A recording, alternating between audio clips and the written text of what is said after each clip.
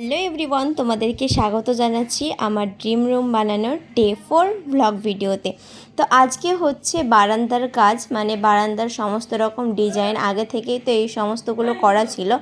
তো আজকে হচ্ছে তোমার বারান্দার ডিজাইন আর এইগুলো একটু করে বাড়ানো হয়েছে যাতে আরও ভালো লাগে, সুন্দর দেখতে লাগে। আর এখানে তোমার মার্বেলের কাজ হবে, ওই জন্য এরকম একা বাঁকা করে দেওয়া হয়েছে। আর এই কাজগুলো খুব ধীরে সুস্থে, আমার মনে হচ্ছিলো আমার ড্রিম রুম বানানো কবে হবে, কবে কমপ্লিট হবে আর কবে আমি এই বাড়িতে থাকতে পারবো।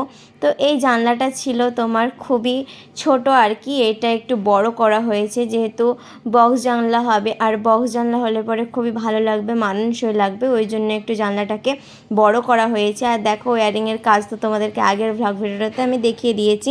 আর এখানে আমি অনেক হ্যাপি ছিলাম, ডান্সও করছিলাম যেহেতু আমি অনেক হ্যাপি যে আমার বাড়ি ঠিক হচ্ছে ফাইনালি। তো চলো আজকের মতো টাটা, বাই বাই, দেখা হচ্ছে নেক্সট কোনো একটা ব্লগ ভিডিওতে।